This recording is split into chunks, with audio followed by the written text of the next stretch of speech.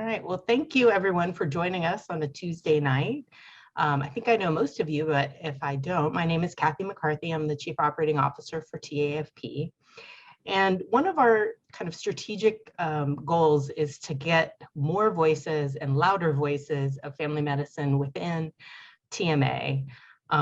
They're always going to be a bigger organization than TAFP, and so having great family physicians and really other primary care physicians as well, active and involved and influencing the direction of TMA is vitally important to the specialty.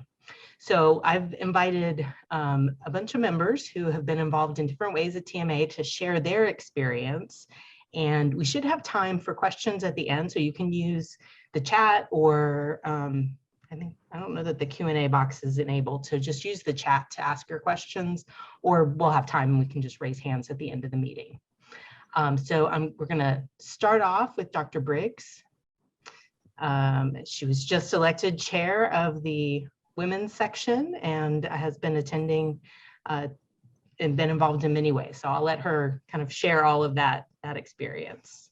Thanks, Kathy. So Emily Briggs, I'm in New Braunfels, practicing full scope family medicine. And I got involved with the TMA in, I'm trying to think of what year. I should have looked at this ahead of time. We'll just say about, 5 years ago or so, not too long ago. And that was pre-pandemic. So my timeline is completely off, but somewhere around 5 years ago, maybe a little bit longer. I started with the TMA because I was asked to serve on the Reproductive Women's and Perinatal Health Committee, which is a subcommittee of the Council on Science. And in that committee, I was just asked to come and be a member and kind of bring a family medicine voice. And so I did, and I loved it. And I was later asked to chair that committee. And so after chairing that committee, I got to know the TMA members quite a bit more, happily represented family medicine in lots of capacities, joined a couple of different sections. At the time, we had we did not yet have a women physician section. And so when I heard about these women luncheons that we were doing, I was fascinated by the lectures, and Tina Phillip, who joins us tonight, actually was instrumental in developing the women physician section. So eventually those luncheons at the end of TextMed turned into the women physician section after a lot of hard work from many of our women members of the TMA. And we gathered together a section. And so I was able to become chair-elect of that section under Tina, and then became the chair most recently. And so moving forward for this year, I'll be the chair of that section. In that process of serving on the Reproductive Women's and Perinatal Health Subcommittee, I had the opportunity to work with Sam Cooper, who is one of the TMA staff and quite possibly one of my favorite TMA staff. He was asked to be the staff person for a task group on LGBTQ health issues. And he asked me to, or he asked all of us from the RWPH committee to come and join if we were interested. And so I went and I brought a couple of friends, and that task force ended up turning into the LGBTQ health section for the TMA. And so in that process, I became the delegate of that section just this last TextMed, which was wonderful as well. And so through all of this, partially as a member of the RWPH subcommittee, I had the opportunity, I heard about the TMA Leadership College, which is similar to the TAFP's leadership initiative that we have undergoing and continuing to have more and more members, which is lovely. And the TMA Leadership College, there was a requirement of being within 8 years of starting your practice or under 40 years old. And I barely met one of those. And so I applied for it and got in. And actually, Tina and I were in that. That's how we really got to meet. We were in the same leadership college class. And through that leadership college, we to connect with a few other members who were in the same class together. We got to talk with leaders in the TMA, and we had various things like media training, a lot of similar things to what the TAFP's leadership experience does. And through that leadership college, after finishing that leadership college, part of the impetus of that from the TMA, we think, is to kind of drop us in different places so that we can continue to become leaders within the organization. And so I have a feeling that's part of the reason that I've been able to do some of the things that I've been able to do with the TMA. But part of it is also, just like as it is with the TAFP, if you show up, you get invited to do things. You know, family docs, we are great at connecting with other people. We're great at expressing our views. And often we have maybe some more moderate views that more people can build around, because we're consensus builders by, you know, typically our personalities are consensus builders. And so a lot of other specialties really like to have us involved at their committee meetings. And so I think that's a big part of why I've been able to kind of move relatively fluidly through the TMA. I also must mention that it helped that our very own Dr. Curran, who was recently on, and I think he's going to be coming back, was the president of the TMA at the time. And so I was able to be dropped into other places through that experience as well. So that was my experience through the TMA Leadership College. And I would encourage anybody, so the requirement was that you had to be under 40. Now it's just that you have to be within 8 years of your practice setting. And so that is an excellent opportunity for anybody interested in furthering their leadership abilities, including media training and getting to know what the leadership in TMA and then AMA is. And I would encourage anybody to try out for it. Thanks, Kathy. Awesome. Thank you very much. The deadline for applying for the Leadership College is June 17th. And if you need information on that, just shoot me an email. We're going to shift gears, and Dr. Botsford is going to talk about county medical societies and that being a good place for you to start. So let her take it away. Thanks, Kathy. Good to see so many familiar faces. Lindsay Botsford, family doc in Houston. So I've been involved with the TMA and the Harris County Medical Society for, I know, can't believe it, but 20 years now, which is kind of crazy. I think it's a testament, though, to one of the great assets of the county medical societies is that they're able to connect people who are just learning or dabbling with figuring out what the TMA is at a very local and approachable level. So maybe just for point of reference, you are automatically a member of the County Medical Society when you're a TMA member. So you can't be part of one or the other. So whether you participate or not at the county level is irrelevant. You have dues that are going there, and they are not separable. I think the variability of county medical societies, though, is very real. So Harris County Medical Society, very large medical society, very different experience from a county medical society in a smaller county. So I think what the magnitude of what you can do at that level varies a bit, but they all have similar attributes in that they allow you to network with people who are perhaps your referral sources, perhaps other people who are just going through similar practice struggles as you, and build that community of people around you in your local environment. So even if you have no interest in leadership, I have found it a great place for, again, building the people who I'm working with, putting faces to names that we share patients on, and just kind of creating that collegiality. All of the county medical societies have opportunities for leadership, though, even if you have no interest in getting involved at a statewide level. And that can be as simple as joining a committee or council, which in almost all county medical societies is a fairly low commitment opportunity. It's usually a couple meetings a year. Many are virtual these days, and mostly the staff is going to do a lot of the heavy lifting for you. So great pace to continue your education about the healthcare policy world or about the issues you're seeing going on in your practice.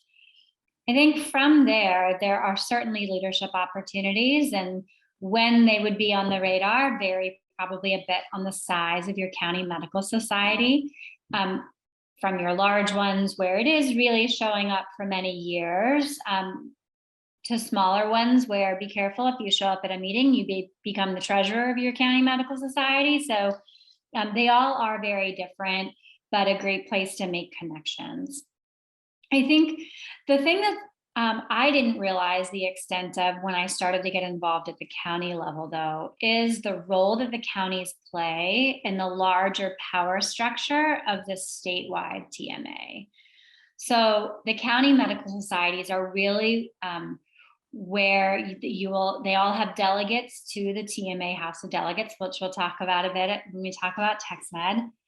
But they're also the sources when it comes time to nominate people for councils and committees, that there are allotments for people from various counties and caucuses to be on certain councils and committees. So they aim to find diversity in practice setting, diversity in gender, race, ethnicity, and county. So getting your name known as someone who's interested in getting involved more in TMA at your county level can be important to kind of getting on the radar if you're someone that hasn't done a lot to date, and can be a great way to get involved. And then I think I don't want to go too much into TextMed, but all of the counties also then caucus when it comes time for the House of Delegates on the policymaking side of things. If you're in a large county like Harris, the County Medical Society is its own caucus, but for other places, counties will join together to, again, share feedback on resolutions, create resolutions, and then make decisions on both who we elect and the policy we create. So I think the County Medical Society is a great launching point. Number one, because it's a pretty low bar. Number two, because you get great experience, even if you have no interest in further leadership. It's like a good postgraduate education just by attending. But showing up there really can be a good launching point for getting nominated to serve in statewide roles. So that would be the reasons, I think, to connect with your county medical society. I still have friends from showing up as a medical student and a resident all along at the county level. Kathy, I'll pass it back to you. I think we're going to talk more about House Delegates and TextMed.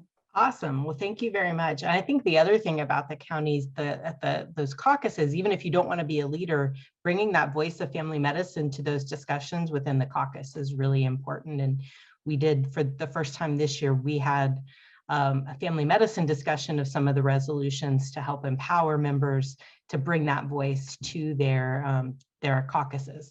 So now we're going to turn it over to Dr. Curran, if he can turn his camera on and unmute himself. He's a past president of both TAFP and TMA. He is at his County Medical Society meeting tonight, and he's going to talk more about TextMed. There he is. Yep, I am. I'm sorry, I'm actually at a County Medical Society meeting. It's just a social meeting, so everybody's kind of eating and enjoying themselves. One of the good things about a small county medical society is you can kind of have your meeting in a favorite restaurant. And we have a really neat place here in Athens called Railway Cafe. And you can read about it in Texas Monthly and a bunch of other places. The food is fabulous. And so you don't have to have much of a program. You just have great food and all the people show up. And so we got a room full of people, and they're kind of coming and going from soccer games and baseball games and other things. So the noise in the background is just everybody having a good time. And that's a really important thing that needs to be happening around our medical societies and about around the things we do at TAFP. I just think it's really important that things are fun and they're enjoyable, and it brings everybody to the table. And it's been a lot of fun to be a part of our medical society here. And I was asked to talk a little bit about TextMed.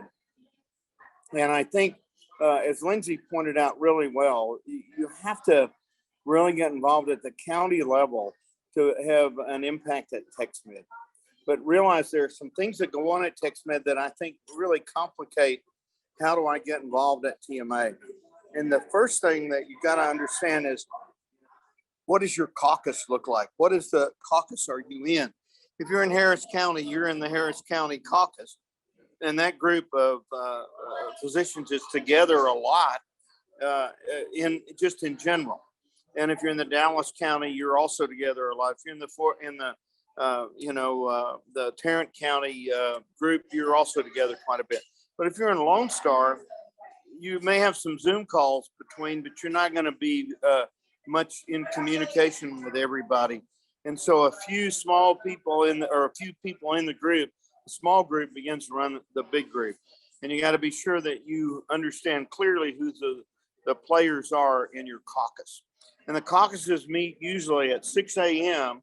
on Friday, which I don't know who decided that, but it's insane. We should be rethinking some of that, but it was probably an anesthesiologist. That's my suspicion, but I can be sure.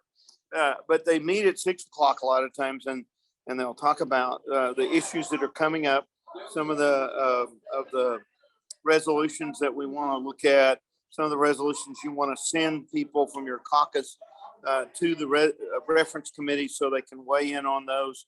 Our Lone Star caucus has usually had a Zoom call or two about the resolutions that we have concerns about. So we're sending people to testify, share our concerns so that people know about those. And you're getting, and in doing that, you kind of become involved with the other people in the group. And that gives you an opportunity to move into some leadership opportunities within the caucus or even further within TMA itself. And but you got to begin with caucus participation. And if you have done your homework and you're involved at your county society, if you have an opportunity to become a delegate and you can be a voting member of the House, you want to take advantage of that. It gives you an opportunity to speak. It gives you an opportunity to be seen. It gives you an opportunity to participate in those things that can make an enormous difference in your ability to move up in TMA and have influence that you would like to have, to change the system or to empower the system with your abilities and knowledge. But you've got to get a seat at the table. And so I think access to the caucus and also access to a potential delegate position is strategic for really being able to do anything effectively at TMA. And then in addition to the delegate position, the other officer spots that are available are usually they're the people that are interested in those are coming out of the caucus, and they're usually brought forward through the caucus after they've spent time and proven themselves, and it takes a lot of years to do that. I know for myself, I really was around TMA a lot. I was around TAFP a lot, but I didn't do a lot in any of those organizations until my kids had finished high school. And when they did, I met with Jim White, who was the Tom Banning person at that time, and then with Lou Goodman, who was the CEO of TMA. And I told them I want to participate, and I want to participate at the highest level. And so they helped me make good decisions in areas to get involved, and they helped me with appointments and other things. So I think you have to make all those contacts to really move where you want to move. But at TMA, at TMA's annual meeting, TextMed, you want to be seen. You want to be there a lot. You want to be around. You want to engage people. You want to be at the TextPack receptions. You want to be at the foundation dinners. You want to be at the opportunity to engage and to make build relationships that can help you move forward in leading the organization. And your faithfulness in doing that is strategic in helping that be helping accomplish that goal. And I think that you got to do that a bunch of years. It takes a while to get to be known. And it also takes probably a step out and do something that's a little bit out of the ordinary. I think Carlos Cardenas, I watched him from the Valley area. He's a gastroenterologist, and he just decided he was going to run for the board, and he ran for the board and he won. And I was getting older and I wanted to run. And our caucus said, you know, it's just not your turn. Well, to begin with, I don't like that idea of whose turn it is. I think we ought to be choosing people that are strategic to lead our organization with something other than it's your turn. And so I just ran for the board of trustees at TMA as a standalone candidate and told the caucus I was going to do it. I didn't run from that.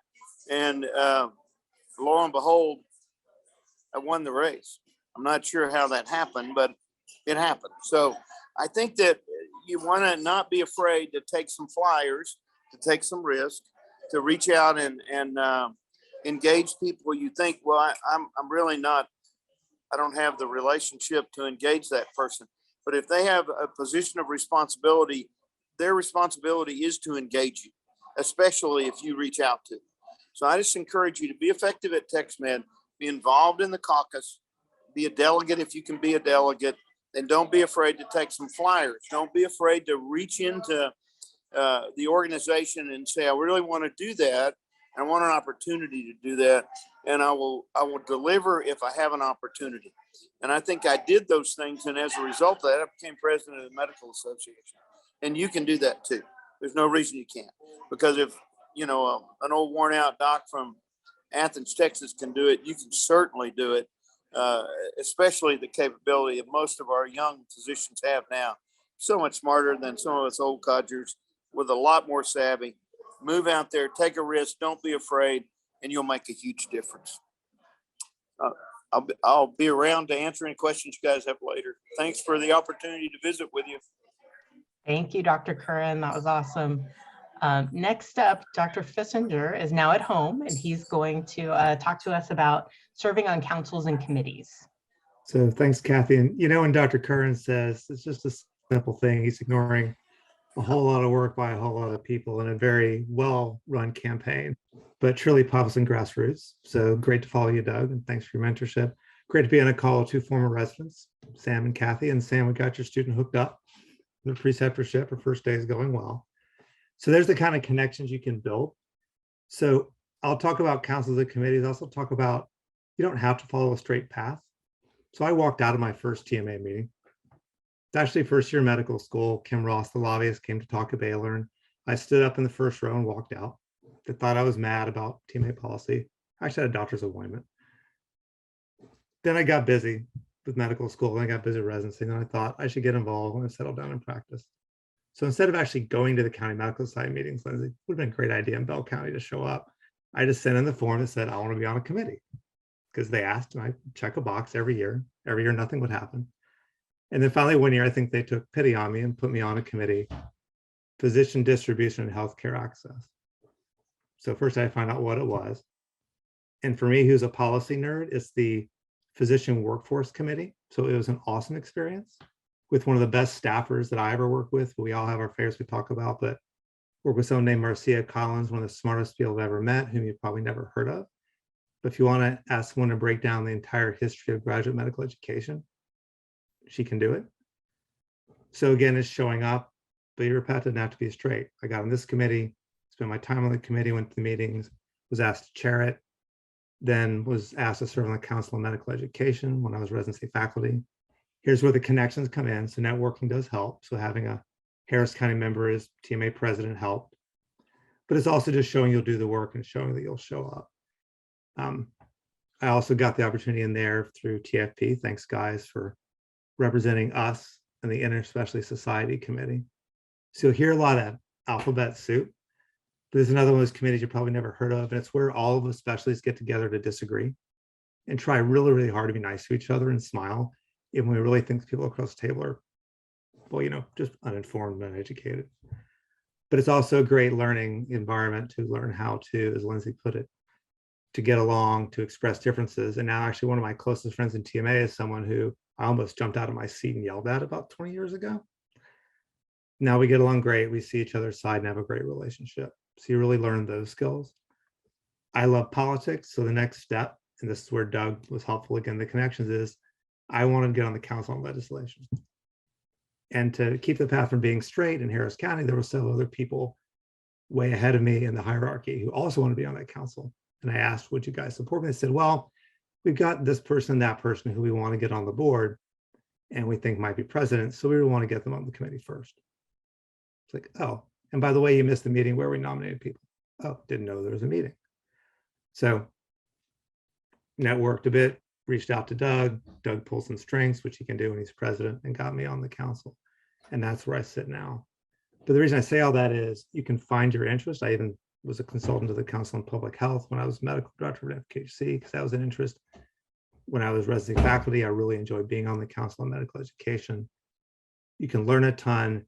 And I'm only covering 4 committees out of, I don't know how many, several dozen that are there. Anything and everything that you're interested in has a committee, and they all need people, and they all have great staff. Final thing I'll say is I actually did an interview for Texas Medicine this morning. 20 years of showing up means 20 years of getting to know the reporters and editors for Texas Medicine. And when they know you and they know what you know, like if it's maternity health for Emily, if it's value-based care for Lindsay, they'll email you and say, hey, we want to do an article. Would you like to talk about this? So I got the chance to talk about my group and what we do this morning and how other docs can participate in value-based care.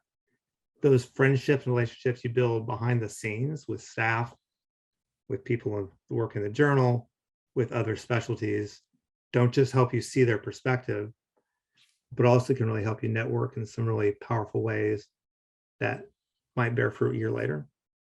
And the coolest thing I get to say is when my company talks about how we're going to interact with advanced practice providers, I can just stick my head and say, I helped write the law in Texas because I got to be on a negotiating team representing you guys to help create those prescriptive authority agreements. So hopefully you like them. If you hate them, it was Tom Banning's fault. But those are really neat experiences to now say to a national organization, I know that law, and they actually made it our national policy. So I'll stop there and let Kathy take back over, but I'll say your path does not have to be straight. Do be persistent. Showing up does matter. I learned that showing up does better than not showing up. But definitely just keep persisting, keep showing your interest, and you'll eventually get where you want to be, or maybe even end up somewhere you didn't think you'd go, which will be really cool. Great, thank you so much. Now Dr. Phillip is going to talk about participating in sections. Hey everyone, I'm Tina Phillip. I'm solo practice in Round Rock, and I've been involved in TMA for closing in on 20 years, almost the same as Lindsay. I actually know Lindsay from the med school days in TMA, and my path is a little bit different, just that I was more involved in TMA and eventually kind of found my way into the TAFP. But I originally was on some councils and committees as a student, and then fell off the wagon a little bit during residency, got busy. And then as I started my practice, started practicing out of residency, I got asked to serve on committee on membership, which I had participated in as a student as well. And committee on membership actually is where the women physicians section came from. So membership, and obviously most large organizations have a membership committee, but there was a member survey that basically tried to pinpoint where are we lacking in terms of representation in our TMA membership. And one of the biggest underrepresented categories are young female physicians, because we're busy, we have families, we don't have time to go to meetings, we don't want to be involved in leadership because we got other priorities. And so that is where that section actually came from. And so that's kind of what I'm talking about today. Obviously, the women physician section is kind of my baby because it started under our committee. I did chair that committee, and that was the year that we put it through, and then went on to eventually chair it, and now handing it over to Emily. And Lindsay also has served on the council and will continue to be on the executive council. But there are several sections. Most people are familiar with the medical student, the resident, and the young physician sections. Then there's the new women physician section, there's the LGBTQ section, and then there's the international medical graduate section. I think I covered all of them. But basically, I mean, these are good opportunities for people to find a little bit more, obviously women physicians are a lot of physicians, but a little bit more specific to things that might interest you. One of the big things that we can accomplish in these sections is really trying to write resolutions and draft policies for the TMA. And those policies, we can go on and try to advocate for those in the Texas House. So these are important things. Paid parental leave is one that we've tried time and time again, and we finally did make a little bit of headway on that this year. So it's really a really rewarding thing to be involved in sections, but also just like everyone has already told you, there's so many ways to get involved. You just got to show up. Because if you show up, we will find something for you to do. And that's kind of the case in the committees, the councils, the county level, everywhere. But definitely, if the specialty sections appeal to you, I would really encourage you to get involved and show up to a meeting, because they all do have meetings at all of our major TMA meetings. And like the women physicians section, we do a lot of programming outside of the big meetings. And so they're open to everyone. You don't have to be a woman. You can also join the women physicians section as a male physician. But that's kind of the big thing with those sections, is just to get a little bit more specialty focus outside of just the traditional groups that we think of. Great, thank you so much.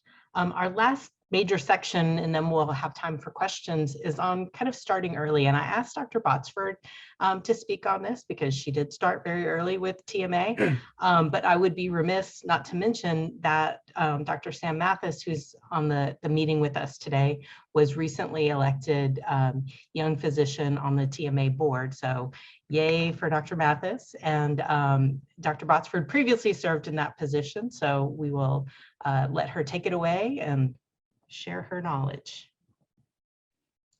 Yeah, thanks, Kathy. So I think Doug started to hint on, and Troy built on, just the kind of long path to just making connections over time, and doesn't always follow an exact path. But I think the theme is, again, building relationships with people in the organization over time. I think the sections at the medical student, resident, and young physician level are a great way to do that. I think the comment I would make is that even within those sections, if you know someone who's at that stage, I don't know if we have any students with us tonight, but as you're thinking about making transitions, thinking about getting involved at the very first part of your entry into, for example, the resident fellow section, the YPS, is a great thing to do. There's not that many people signing up to do it, because at those times in our lives, people are pretty busy and the pool really dwindles in terms of people who just have the bandwidth to do it.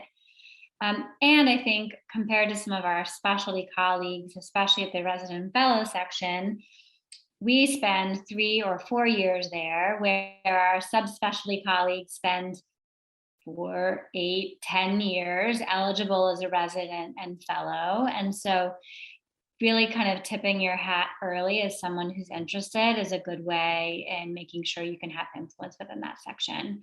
So at the medical student level, if you know you're a 4th year, you can actually sign up for positions for the following year in the resident and fellow section.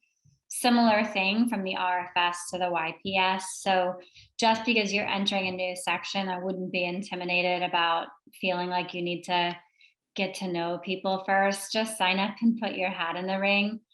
Especially at the resident and fellow section, there's allocations on all the councils and committees for resident and fellows in particular. So a really great way to get exposure. So I think never too early to start, but the earlier you start, there's a lot more ways to kind of preferentially get your name put into slots, even as a young physician, which can be a great path. So for me, I was on the board as a medical student, which led to kind of building relationships and getting to know people. I didn't do much as a resident, because I got more involved in AAFP and TAFP, and even with a very supportive residency program, I did have to learn how to become a family doc. So had to do that as well. But yeah, then that continued when you kind of re-engage, even if it's after a couple year hiatus, those previous relationships and having participated make a difference in terms of building that resume of things you've done in the past. In fact, it's kind of a bonus, because you get to then have served on committees as a medical student, resident, or young physician, which are often shorter terms. you get the exposure, whereas when you're kind of a full member, they're multiple year terms. And so it tends to be a longer commitment when you kind of get involved later in your career.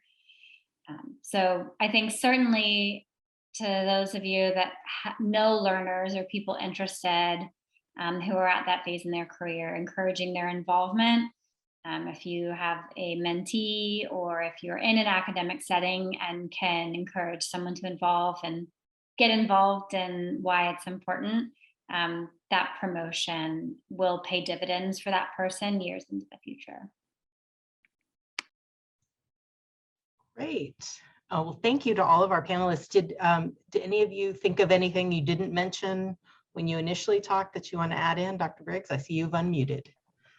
Oh, I was just going to make a comment. It wasn't on my section, which was the TMA Leadership College, but echoing some of what Dr. Curran mentioned, you know, I appreciated hearing from Dr. Botsford of the experience at the County Medical Society level, but many of us are at the Lone Star Caucus, which means we're in the smaller communities, which means we don't have all of the, you know, councils and committees at our own caucus, or I'm sorry, at our County Medical Society level. My Comal County Medical Society, I've been the president, I'm going on my third time. And I've just been in New Braunfels for 13 years. And that's because we have a lot of members, but not a lot of members who are interested in leadership. We don't have any committees. We have one staff member, and she is an occupational therapist in town. You know, so there are small county medical societies as well as the large county medical societies. And so if you are in a smaller community, you really have that opportunity to serve as a delegate and do more perhaps with the Lone Star Caucus and therefore with the TMA than you might have in other larger communities. So I appreciated both of you for bringing that point up. Dr. Fiesinger? The other thing I'll say is you can also balance your time and choose your pace. So as you know me, I'm really good at volunteering for things. So good that my wife at the end of meetings knows when I get home, so honey, what did you sign up for? And what did you agree to stop doing? And if the numbers were not equal, I'd get the look and say, Kathy, maybe you need to not do that. But you can decide to get more involved or less involved in different phases of your career. And I think that's where the slow pace of TMA plays to your advantage. Is it's a decades-long process. I've been out 23 years. I finally know a lot of people at TMA, and that's okay. It took me that long to be involved in TAFP, because I, of course, did both TAFP and TMA at the same time. But I can focus on that now that I've completed the leadership path. I can focus on TMA, and now I've got the relationships to actually be even more successful than I would have been a decade ago. And if life changes and you've got to take a year off, I mean, my father was ill for 2 years and I had to give up a lot of responsibilities. You can do that too. We'll come back to you. We'll give you time. You can take 5 years out whenever you need to and still come back and be involved. So again, I'll say you can pace yourself. There's not a wrong path. You can choose how engaged or less engaged you want to be. I just wanted to say something really quick. So, I mean, I did the TMA Leadership College with Emily, and like her, I scooted in right at the end before I wasn't eligible to do it anymore. But one of the things, besides leadership, because I was already involved, I was already chairing a committee, but it gave me a lot more confidence. It's actually what prompted me to open my solo practice, because I was previously employed. And the connections I made in Leadership College, the encouragement that I got from that group was fantastic. So I definitely strongly recommend Leadership College if you're eligible for it. It was literally a life-changing experience for me. But I mean, it gave me that motivation to do that. And I mean, I've made lots of friends, lots of connections. It's been really a wonderful experience, and that even comes after having already been involved in TMA. And I'm also the one who, I sign up for all kinds of things and have all kinds of commitments that I don't even remember sometimes. So it's hard sometimes. Once you get involved, it's hard to say no because you get asked to do a lot of things, but it all has been very worthwhile in also furthering my career path as, a solo practice physician, because those connections are very, very valuable. Great. Dr. Mathis and then Dr. Curran has something more to add. Oh, Dr. Curran, you want to go first? It doesn't matter. I mean, I'm fine. Okay, I was just going to say, I really think that TMA needs family docs. They need family docs because of our skill and because of our knowledge and because of our relationships. We are so much better when we testify in committees and commissions. Oh, excuse me, Mike Swartwood is here. Hello, Mike. Michael is he's our current County Medical Society president. And, I think, but I do think that TMA definitely needs family docs. They need them at the table. They need them to help in testifying. They need them to help in so many areas of collaboration and helping the organization function much better at a much higher level. It's almost like what we need family docs in our healthcare system to keep the thing going. We're the rock at the bottom. We're the foundation that keeps things going, that makes it work. And I think that's true of TMA as well. And right now, the only family doc is Sam. And now, trust me, Sam can hold his own, but he needs some additional help. So we need more family docs involved at TMA because it'll make a big difference for our patients and for our profession. It'll make us all better. So I just encourage young family docs who are willing to pay the price. And it takes a long time. You got to get in the game and you got to prove yourself, but you can. And they need us. They need us at that table. They need us to help them.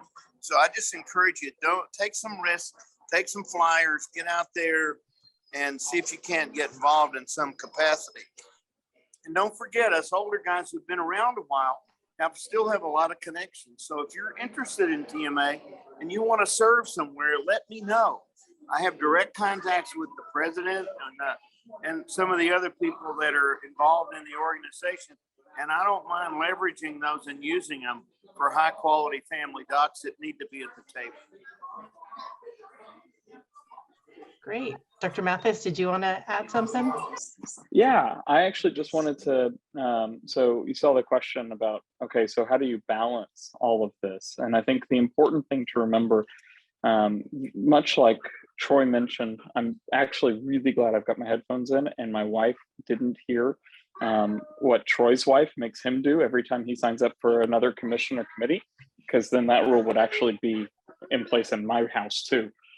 But for docs who are, if you're just getting out of residency or within those first 8 years, sign up for the Leadership College. That's your first step.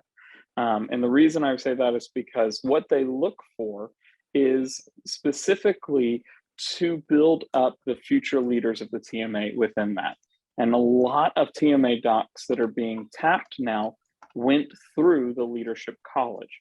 Lane Aina, one of our TAFP board members, went through the Leadership College and now is becoming a bit more vocal within the TMA house. And then he's actually getting involved now with the Young Physician Section leadership team.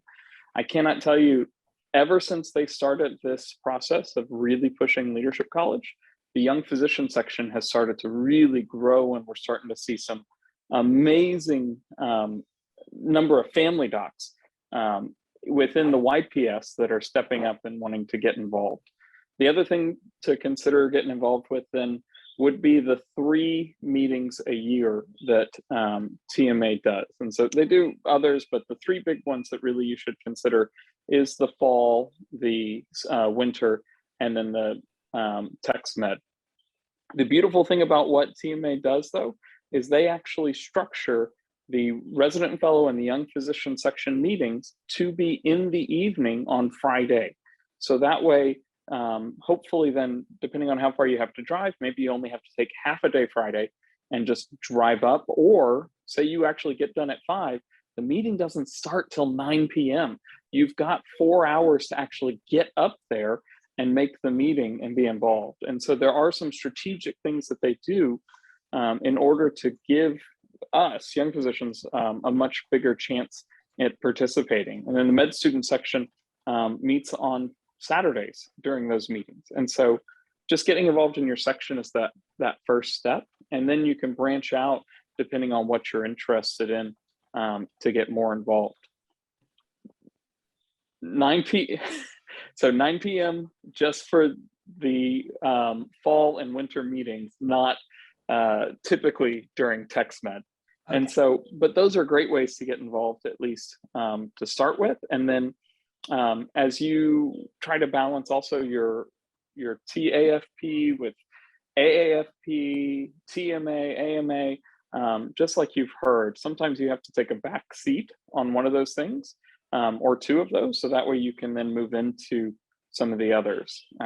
Prime example, I'm currently sit also on your board for the AAFP, and my term with that is finishing this year as my term with the TMA board starts. And so what I'm going to do is I'm going to pull back from AAFP stuff for the next few years and really hone in on the state stuff.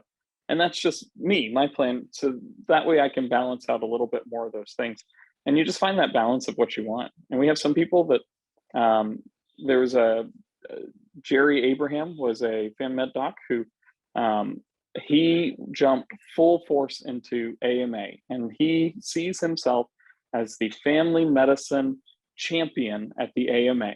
And he's not really too involved then with his AAFP and TAFP stuff because that's his niche, and he's found it and he's running with it and thriving. And so you just have to find, some of that is that experimenting, find what's your niche and then go from there, and then balance out your meetings. Great. Dr. Fiesinger, do you have something more to share? So we can give you a million pass, but the getting started part can feel really opaque and intimidating. And I talk about connections like they're easy. That frustrated me to no end for about the first 5 years at least. But a couple of things I learned along the way are, one, you can just walk in and sit in on any meeting you want to. So think of areas you're interested in. For me, it was policy, it was education, it was politics. So you can sit in, and unless they're going to executive session, anyone's welcome to attend. And then you're present, your face is there, keep showing up. For me, public health, they made me a consultant, which just means you officially get to show up. But that's a way you can easily get onto a counselor committee in an unofficial capacity just by being there, and then become a basically official member, though non-voting.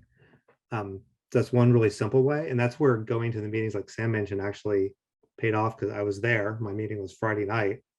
I'm not going to drive home Friday night, stay over, and just sit in on stuff. Two, it does help a lot to talk to people like us. So we're happy to mentor any of you. Doug, you made some connections and greased some paths for me, which is very helpful. We're all happy to help any of you guys get started and make connections. And that's what I didn't realize early on was a way to break through that wall that I kept bumping into, is just get to know someone. And when I finally did, all of a sudden it's like the wall goes up, the curtains part, and all of a sudden I get asked to do stuff. Didn't realize what was going on behind the scenes. And three, in my county medical society, I'm fairly far down the pecking order. There's a long line of people in front of me. So I just walked up to last year's president and said, I want to get more engaged in the county now that I'm not doing as much nationally in family medicine. Okay, here's what you need to do. So you can always do that at any stage, and they want to help and develop people. And you'll get a sense of who the right people are who will explain the unwritten rules when they exist, because it does help to know what they are. But there's always folks willing to help you out. And to add to that, section meetings are a great place to make those connections. Section meetings are open to anybody. And as Dr. Phillip mentioned, sections are where a lot of us continue to have that networking opportunity. You might find out about different opportunities within, not because of that section, but because of the members who are attending that section. And you might find out about different things through the Leadership College, as well as through service in other ways. You'll also meet the staff of the TMA, and the staff members, just like the staff members of the TAFP, it's the staff that really are a great way to be able to make some of those connections. I mentioned Sam Cooper, as you know, each of us has our favorite staff members. Sam is definitely one of my favorite, but that's also because that's where I started. He was the staff member for my tiny little committee on reproductive women's and perinatal health.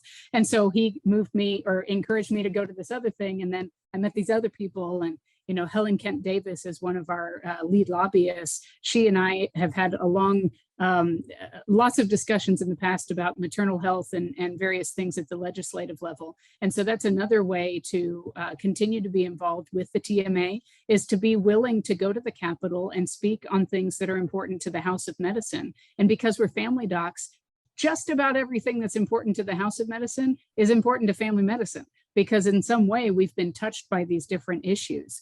And so, as Doug had mentioned, when it's something that affects medicine, it often affects family medicine. And we have a unique perspective, and we, again, have stories that we can share with people. So not only being involved with the TMA for the TMA, but being involved with the TMA by going to the Capitol and being willing to speak on behalf of the House of Medicine is important. And then the staff members really do appreciate the work that you're doing, not just at your level, but when you're doing that at the state level as well. Well, that's great. I don't see any other hands up. Does anybody have anything else they want to add? I think this was great. I hope everybody that attended enjoyed it. If you have questions for any of these panelists or about anything we talked about, I may not know the answer, but I can get you the answer. Dr. Botsford, you want to close us out here?